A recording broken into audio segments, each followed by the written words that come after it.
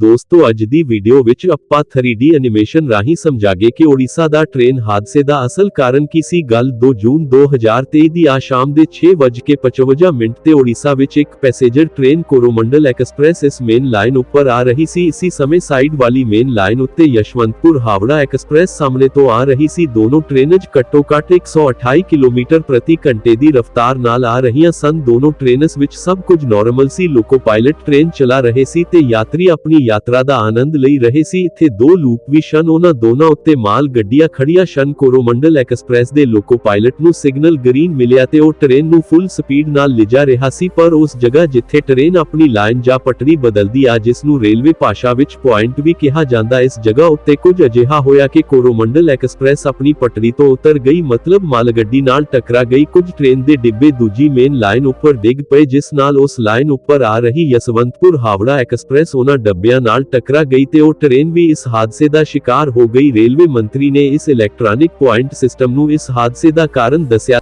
Electronic interlocking की बात है, इलेक्ट्रॉनिक इंटरलॉकिंग में जो चेंज किया जिसके कारण ये दुर्घटना हुई। ਤਾਂ ਆਪਾਂ 3D ਐਨੀਮੇਸ਼ਨ ਦੀ ਮਦਦ ਨਾਲ ਇਹ ਵੀ ਸਮਝਾਂਗੇ ਕਿ ਇਲੈਕਟ੍ਰॉनिक ਪੁਆਇੰਟ ਸਿਸਟਮ ਕੀ ਹੈ। ਇਸ ਹਾਦਸੇ ਵਿੱਚ ਲਗਭਗ 1100 ਲੋਕ ਜ਼ਖਮੀ ਅਤੇ 300 ਲੋਕਾਂ ਨੇ ਆਪਣੀ ਜਾਨ ਗਵਾਤੀ, ਪਰ ਅਖੀਰ ਕੌਣ ਅਸਲ ਵਿੱਚ ਇਸ ਹਾਦਸੇ ਦਾ ਜ਼ਿੰਮੇਦਾਰ ਆ। 2 ਜੂਨ ਨੂੰ ਦੁਪਹਿਰ 3:20 ਉੱਤੇ ਇਹ Coromandel express Shalimar West Bengal junction ਤੋਂ ਚੱਲ ਪਈ। ਲਗਭਗ 5 ਘੰਟੇ ਦੇ ਸਫ਼ਰ ਨਾਲ ਇਹ ਟ੍ਰੇਨ ਨੇ ਤਾਮਿਲਨਾਡੂ ਜੰਕਸ਼ਨ ਤੇ ਪਹੁੰਚਣਾ ਸੀ। ਇਹ ਟ੍ਰੇਨ ਆਪਣੇ ਸਹੀ ਟਾਈਮ ਉੱਤੇ ਚੱਲ ਰਹੀ ਸੀ ਅਤੇ ਲਗਭਗ 6:55 ਤੇ ਇਹ ਟ੍ਰੇਨ ਬਾਗਾ ਬਾਜ਼ਾਰ ਓਡੀਸ਼ਾ ਜੰਕਸ਼ਨ ਤੇ ਪਹੁੰਚ ਚੁੱਕੀ ਸੀ। ਦੂਜੇ ਪਾਸੇ ਇਸ ਮੇਨ ਲਾਈਨ ਉੱਤੇ ਚੱਲਣ ਵਾਲੀ ਯਸ਼ਵੰਤਪੁਰ ਐਕਸਪ੍ਰੈਸ, ਜੋ ਕਿ ਇੱਕ ਦਿਨ ਪਹਿਲਾਂ ਸਵੇਰੇ 10:55 ਉੱਤੇ SMBT ਬੈਂਗਲੁਰੂ ਜੰਕਸ਼ਨ ਤੋਂ ਤੁਰੀ ਸੀ, ਤਕਰੀਬਨ 11 ਵਜੇ ਇਸ ਟ੍ਰੇਨ ਨੇ ਹਾਵੜਾ ਜੰਕਸ਼ਨ ਤੇ ਪਹੁੰਚਣਾ ਸੀ। ਇਹ ਟ੍ਰੇਨ 6:55 ਤੇ ਕੋਰੋਮੰਡਲ ਐਕਸਪ੍ਰੈਸ ਨੂੰ ਕ੍ਰਾਸ ਕਰ ਰਹੀ ਸੀ ਤਾਂ ਜਿਹੜੀ ਯਸ਼ਵੰਤਪੁਰ ਐਕਸਪ੍ਰੈਸ ਪਹਿਲਾਂ ਤੋਂ ਹੀ 3 ਘੰਟੇ ਲੇਟ ਚੱਲ ਰਹੀ ਸੀ। ਜੇਕਰ ਇਹ ਟ੍ਰੇਨ ਆਪਣੇ ਸੀ ਸਮੇਂ ਤੇ ਚੱਲ ਰਹੀ ਹੁੰਦੀ ਤਾਂ ਇਹ ਟ੍ਰੇਨ ਨੇ ਲਗਭਗ 4:10 ਤੇ ਬਾਗਾ ਬਾਜ਼ਾਰ ਜੰਕਸ਼ਨ ਕ੍ਰੋਸ ਕਰਨਾ ਸੀ, ਪਰ ਟ੍ਰੇਨ ਲੇਟ ਹੋਣ ਕਾਰਨ ਇਹ ਦੋਨੋਂ ਟ੍ਰੇਨ ਇੱਕੋ ਸਮੇਂ ਤੇ ਬਾਗਾ ਬਾਜ਼ਾਰ ਜੰਕਸ਼ਨ ਤੇ ਆ ਗਈਆਂ। ਬਾਗਾ ਬਾਜ਼ਾਰ ਇੱਕ ਛੋਟਾ ਜੰਕਸ਼ਨ ਹੈ। ਇਹਨਾਂ ਦੋਨਾਂ ਟ੍ਰੇਨਾਂ ਨੇ ਇਸ ਜੰਕਸ਼ਨ ਤੇ ਨਹੀਂ ਰੁਕਣਾ ਸੀ ਕਿਉਂਕਿ ਇਹ ਦੋਨੋਂ ਇੰਟਰਸਿਟੀ ਟ੍ਰੇਨਾਂ ਸਨ। ਦੋਨੋਂ ਟ੍ਰੇਨਾਂ ਆਪਣੀ ਸਪੀਡ ਨਾਲ ਚੱਲ ਰਹੀਆਂ ਸਨ। ਜਿਵੇਂ ਕਿ ਤੁਹਾਨੂੰ ਪਤਾ ਹੀ ਹੈ ਕਿ ਜਿਸ ਜੰਕਸ਼ਨ ਉੱਤੇ ਟ੍ਰੇਨ ਨਹੀਂ ਰੁਕਦੀ, ਉੱਥੋਂ ਟ੍ਰੇਨ ਨੂੰ ਫੁੱਲ ਸਪੀਡ ਨਾਲ ਲਗਾਇਆ ਜਾਂਦਾ ਤਾਂ ਕਿ ਕੋਈ ਯਾਤਰੀ ਇਸ ਟ੍ਰੇਨ ਤੇ ਚੜ ਨਾ ਸਕੇ। ਸਭ ਤੋਂ ਪਹਿਲਾਂ ਆਪਾਂ ਸਮਝਦੇ ਹਾਂ ਰੇਲਵੇ ਟਰੈਕ ਬਾਰੇ। ਹਾਦਸੇ ਵਾਲੀ ਜਗ੍ਹਾ ਤੇ 4 ਟਰੈਕ ਮੌਜੂਦ ਸਨ। ਇਹਨਾਂ ਵਿੱਚੋਂ 2 ਵਿਚਕਾਰਲੀਆਂ ਲਾਈਨਾਂ, ਜਿਨ੍ਹਾਂ ਨੂੰ ਮੇਨ ਲਾਈਨ ਕਿਹਾ ਜਾਂਦਾ, ਅਤੇ ਜਿਹੜੀਆਂ ਤੁਹਾਨੂੰ ਸਾਈਡ ਉੱਤੇ ਛੋਟੀਆਂ ਲਾਈਨਾਂ ਦਿਖਾਈ ਦੇ ਰਹੀਆਂ, ਇਸ ਨੂੰ ਲੂਪ ਲਾਈਨ ਕਿਹਾ ਜਾਂਦਾ। ਲੂਪ ਲਾਈਨਜ਼ ਨੂੰ ਆਪਾਂ ਇਸ ਤਰ੍ਹਾਂ ਸਮਝ ਸਕਦੇ ਹਾਂ। ਲੂਪ ਲਾਈਨ ਕਿਸੇ ਵੀ ਟ੍ਰੇਨ ਨੂੰ ਸਾਈਡ ਦੇਣ ਲਈ ਵਰਤੀ ਜਾਂਦੀ ਆ। ਮਤਲਬ ਜੇਕਰ ਇਹ ਇਸੀ ਮੇਨ ਲਾਈਨ ਉੱਪਰ ਮਾਲ ਗੱਡੀ ਜਾ ਰਹੀ ਆ ਅਤੇ ਉਸੇ ਟਰੈਕ ਉੱਪਰ ਰਾਜਧਾਨੀ ਐਕਸਪ੍ਰੈਸ ਜਾ ਰਹੀ ਹੈ ਤਾਂ ਰਾਜਧਾਨੀ ਐਕਸਪ੍ਰੈਸ ਨੂੰ ਅੱਗੇ ਲਗਾਉਣ ਲਈ ਮਾਲ ਗੱਡੀ ਨੂੰ ਥੋੜੀ ਦੇਰ ਲਈ ਲੂਪ ਲਾਈਨ ਤੇ ਲਿਜਾਇਆ ਜਾਵੇਗਾ ਅਤੇ ਰਾਜਧਾਨੀ ਐਕਸਪ੍ਰੈਸ ਇਸੇ ਟਰੈਕ ਉੱਪਰ ਅੱਗੇ ਲੰਘ ਜਾਵੇਗੀ। ਜਿਵੇਂ ਕਿ ਤੁਸੀਂ 3D ਐਨੀਮੇਸ਼ਨ ਵਿੱਚ ਵੇਖ ਰਹੇ ਹੋ। 2 ਜੂਨ ਸ਼ਾਮ ਨੂੰ ਜਦੋਂ ਇਹ ਹਾਦਸਾ ਹੋਇਆ ਤਾਂ ਉਸ ਦਿਨ ਦੋਨਾਂ ਲੂਪ ਲਾਈਨਾਂ ਉੱਪਰ ਮਾਲ ਗੱਡੀਆਂ ਖੜੀਆਂ ਸਨ। ਇਸੀ ਟਾਈਮ ਜਦੋਂ ਕੋਰੋਮੰਡਲ ਐਕਸਪ੍ਰੈਸ ਤੇ ਯਸ਼ਵੰਤਪੁਰ ਹਾਵੜਾ ਐਕਸਪ੍ਰੈਸ ਇੱਕ ਦੂਜੇ ਨੂੰ ਕ੍ਰੋਸ ਕਰ ਰਹੀਆਂ ਸਨ ਤਾਂ ਟ੍ਰੇਨ ਨੂੰ ਮੇਨ ਲਾਈਨ ਤੋਂ ਲੂਪ ਲਾਈਨ ਤੇ ਲਿਜਾਣ ਵਾਲੀ ਇਸ ਜਗ੍ਹਾ ਨੂੰ ਪੁਆਇੰਟ ਕਿਹਾ ਜਾਂਦਾ ਹੈ। ਉਹੀ ਜਗ੍ਹਾ ਹੈ ਜਿੱਥੇ ਟ੍ਰੇਨ ਆਪਣੀ ਪਟੜੀ ਬਦਲਦੀ ਆ। ਇਸ ਨੂੰ ਪੁਆਇੰਟ ਮਸ਼ੀਨ ਰਾਹੀਂ ਕੰਟਰੋਲ ਕੀਤਾ ਜਾਂਦਾ, ਕਿਉਂਕਿ ਤੁਹਾਨੂੰ ਵੀ ਪਤਾ ਹੀ ਹੈ ਕਿ ਟ੍ਰੇਨ ਦੇ ਕੋਈ ਵੀ ਸਟੀਅਰਿੰਗ ਨਹੀਂ ਹੁੰਦਾ। ਟ੍ਰੇਨ ਕਿਸ ਦਿਸ਼ਾ ਵਿੱਚ ਜਾਵੇਗੀ, ਇਸ ਸਭ ਕੁਝ ਉਸ ਪਲੇਟਫਾਰਮ ਦਾ ਸਟੇਸ਼ਨ ਮਾਸਟਰ ਇਲੈਕਟ੍ਰੀਕਲੀ ਤਰੀਕੇ ਨਾਲ ਕੰਟਰੋਲ ਕਰਦਾ ਅਤੇ ਟ੍ਰੇਨ ਦੇ ਡਰਾਈਵਰ ਸਿਰਫ ਸਿਗਨਲਾਂ ਨੂੰ ਧਿਆਨ ਵਿੱਚ ਰੱਖਦੇ ਹੋਏ ਟ੍ਰੇਨ ਦੀ ਸਪੀਡ ਨੂੰ ਕੰਟਰੋਲ ਕਰਦੇ ਆ। ਜਿਸ ਸਮੇਂ ਇਹ ਹਾਦਸਾ ਹੋਇਆ ਉਸ ਸਮੇਂ ਕੋਰੋਮੰਡਲ ਐਕਸਪ੍ਰੈਸ ਦੇ ਲੋਕੋ ਪਾਇਲਟ ਗੁਨਾਂਦੀ ਮੋਂਟੀ ਅਤੇ ਲੋਕੋ ਪਾਇਲਟ ਦੇ ਅਸਿਸਟੈਂਟ ਹਜ਼ਾਰੀ ਨੂੰ ਵੀ ਨਹੀਂ ਪਤਾ ਸੀ ਕਿ ਟ੍ਰੇਨ ਕਿਸ ਡਾਇਰੈਕਸ਼ਨ ਵਿੱਚ ਜਾਵੇਗੀ। ਇਸ ਲਈ ਟੈਕਨੀਕਲ ਤਰੀਕੇ ਨਾਲ ਦੇਖਿਆ ਜਾਵੇ ਤਾਂ ਇਹਨਾਂ ਦੋਨਾਂ ਦੀ ਕੋਈ ਗਲਤੀ ਨਹੀਂ ਸੀ ਤੇ ਰੱਬ ਦੀ ਕਿਰਪਾ ਨਾਲ ਇਹ ਦੋਨੋਂ ਬਚ ਵੀ ਗਏ। ਤਾਂ ਇਸ ਟ੍ਰੇਨ ਐਕਸੀਡੈਂਟ ਵਿੱਚ ਉਸ ਬੰਦੇ ਦੀ ਗਲਤੀ ਆ ਜਿਸਨੇ ਪੁਆਇੰਟ ਲਾਈਨ ਦੀ ਦਿਸ਼ਾ ਨੂੰ ਲੂਪ ਲਾਈਨ ਵੱਲ ਮੋੜ ਦਿੱਤਾ ਜਿਸ ਤੇ ਮਾਲ ਗੱਡੀ ਖੜੀ ਸੀ, ਪਰ ਇਹ ਸਭ ਕੁਝ ਆਮ ਬੰਦਾ ਨਹੀਂ ਕਰ ਸਕਦਾ। ਇਸ ਇਲੈਕਟ੍ਰॉनिक ਪੁਆਇੰਟ ਸਿਸਟਮ ਦਾ ਕੰਮ ਇਹ ਹੁੰਦਾ ਹੈ ਕਿ ਇਨਸਾਨੀ ਗਲਤੀ ਨਾਲ ਹੋਣ ਵਾਲੇ ਐਕਸੀਡੈਂਟ ਨੂੰ ਰੋਕਣਾ। ਐਕਸੀਡੈਂਟ ਹੋਣ ਤੋਂ ਪਹਿਲਾਂ ਕੋਰੋਮੰਡਲ ਐਕਸਪ੍ਰੈਸ ਇਸ ਸਟੇਸ਼ਨ ਤੇ ਪਹੁੰਚ ਚੁੱਕੀ ਸੀ ਅਤੇ ਇਲੈਕਟ੍ਰॉनिक ਪੁਆਇੰਟ ਸਿਸਟਮ ਦੇ ਨੇੜੇ ਵਾਲੇ ਸਿਗਨਲ ਨੂੰ ਹੋਮ ਸਿਗਨਲ ਕਿਹਾ ਜਾਂਦਾ। ਇਸ ਹੋਮ ਸਿਗਨਲ ਨੂੰ ਹਰਾ, ਪੀਲਾ ਜਾਂ ਲਾਲ ਸਟੇਸ਼ਨ ਮਾਸਟਰ ਆਪਣੇ ਆਫਿਸ ਤੋਂ ਉਦੋਂ ਹੀ ਕਰ ਸਕਦਾ ਜਦੋਂ ਉਸ ਨੂੰ ਇਲੈਕਟ੍ਰੋਨਿਕ ਪੁਆਇੰਟ ਸਿਸਟਮ ਤੋਂ ਮਨਜ਼ੂਰੀ ਮਿਲ ਜਾਵੇ, ਅਦਰਵਾਈਜ਼ ਸਿਗਨਲ ਹਮੇਸ਼ਾ ਲਾਲ ਹੀ ਰਹੇਗਾ। Electronic point system station master ਨੂੰ ਪੁਆਇੰਟ ਬਦਲਣ ਦੀ ਮਨਜ਼ੂਰੀ ਦੇਣ ਤੋਂ ਪਹਿਲਾਂ ਦੋ ਚੀਜ਼ਾਂ ਚੈੱਕ ਕਰਦਾ। ਸਭ ਤੋਂ ਪਹਿਲਾਂ ਇਹ ਚੈੱਕ ਕਰਦਾ ਕਿ ਪੁਆਇੰਟ ਮਸ਼ੀਨ ਕਿਸ ਦਿਸ਼ਾ ਵੱਲ ਮੁੜੀ ਹੋਈ ਆ, ਭਾਵ ਕਿ ਟ੍ਰੇਨ ਕਿਸ ਟਰੈਕ ਤੇ ਜਾਣ ਵਾਲੀ ਆ। ਦੂਜੀ ਗੱਲ, ਪੁਆਇੰਟ ਮਸ਼ੀਨ ਇਹ ਚੈੱਕ ਕਰਦੀ ਆ ਕਿ ਟ੍ਰੇਨ ਜਿਸ ਟਰੈਕ ਉੱਤੇ ਜਾਣ ਵਾਲੀ ਆ ਉਸ ਟਰੈਕ ਦੀ ਵਾਈਬ੍ਰੇਸ਼ਨ ਫੀਲਡ ਕੀ ਹੈ, ਭਾਵ ਉਹ ਟਰੈਕ ਖਾਲੀ ਹੈ ਜਾਂ ਨਹੀਂ। ਜਿਸ ਟਰੈਕ ਉੱਤੇ ਟ੍ਰੇਨ ਜਾਣ ਵਾਲੀ ਆ ਉਸ ਟਰੈਕ ਦੀ ਵਾਈਬ੍ਰੇਸ਼ਨ ਫੀਲਡ ਇਸ ਤਾਰ ਜਾਂ ਵਾਇਰ ਨਾਲ ਚੈੱਕ ਕੀਤੀ ਜਾਂਦੀ ਆ। ਇਹ ਵਾਇਰ ਪੂਰੇ ਭਾਰਤ ਦੇ ਟਰੈਕਾਂ ਵਿੱਚ ਵਿਛਾਈ ਗਈ ਆ। ਇਸ ਵਾਇਰ ਵਿੱਚ ਲੋ ਵੋਲਟੇਜ ਕਰੰਟ ਪਾਸ ਕਰਕੇ ਇਹ ਪਤਾ ਲਗਾਇਆ ਜਾਂਦਾ ਕਿ ਟਰੈਕ ਉੱਤੇ ਕਿੱਥੇ-ਕਿੱਥੇ ਟ੍ਰੇਨਾਂ ਮੌਜੂਦ ਆ। ਤਾਂ ਹੁਣ ਤੁਸੀਂ ਦੇਖੋ ਕਿ रेलवे मंत्रियों ने इस हादसे बारे की कहा।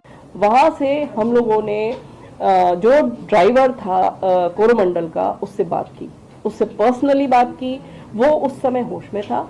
उसने बताया कि उसको सिग्नल इस ग्रीन वीडियो विच जो इलैक्ट्रॉनिक सिस्टम दे खराब होने दी गल रही आ, जेकर पॉइंट मशीन ने पटरी इस तरह सेट कर रखी है कि ट्रेन मेन लाइन ऊपर जावेगी, जेकर उसे ट्रैक ऊपर कोई इंजन जा कोई लोहे दी चीज पई आ तां उस ट्रैक दा होम सिग्नल लाल ही रहेगा। जदों तक ट्रैक दा वाइब्रेशन फील्ड सर्किट पूरा नहीं होवेगा उदों तक सिग्नल हरा जा पीला नहीं होवेगा। टेक्निकली ये सिस्टम बहुत ज्यादा सुरक्षित आ, मतलब जिस ट्रैक उत्ते ट्रेन ने जाना ये ट्रैक पूरा खाली होना चाहिदा। तां रेलवे मंत्रियों के अनुसार कोरोमंडल एक्सप्रेस के ड्राइवर ने बेहोश होने तो पहला यह दस्या सी कि सिग्नल ग्रीन सी, इसलिए उसने ट्रेन नूं नहीं रोकिया। जेकर हादसे वाले दिन की गल करिए तां ट्रैक दा इंटरलॉकिंग सिस्टम लूप लाइन वल मुड़िया होया सी ते ट्रेन दे इंटरलॉकिंग दे मैकेनिज्म दे अनुसार होम सिग्नल लाल होना चाहिदा सी, पर ट्रेन दे ड्राइवर दे अनुसार सिग्नल ग्रीन सी। इसदा सिद्धा मतलब यह है कि इलैक्ट्रॉनिक पॉइंट मशीन नाल छेड़छाड़ की गई आ। तां रेलवे मंत्रियों ने इस इलैक्ट्रॉनिक सिस्टम दे खराब होने दे 3 कारण दस्से। पहला यह है कि जेकर हादसे वाली जगह दे आसे पासे रेलवे डिपार्टमेंट दी परमिशन तो बिना खुदाई हो रही है तां इस नाल ट्रैक दियां तारां भी कट्टियां जा सकदियां, जिस नाल इलैक्ट्रॉनिक पॉइंट सिस्टम विच खराबी आ सकदी आ। दूजा कारण यह हो सकदा कि रेलवे कर्मचारी वल्लों ट्रैकां दे देखभाल दे दौरान कोई लापरवाही कीती होवे। तीजा कारण यह है कि किसी वाली जान बुझ के प्लेनिंग नाल यह एक्सीडेंट करवाया गया होवे। तां उम्मीद आ तुहानू समझ आ गया होवेगा। जेकर चैनल नू सबसक्राइब ना कीता होवे तां जरूर करियो, क्योंकि अजिहियां वीडियोज़ तुहानू इस चैनल उत्ते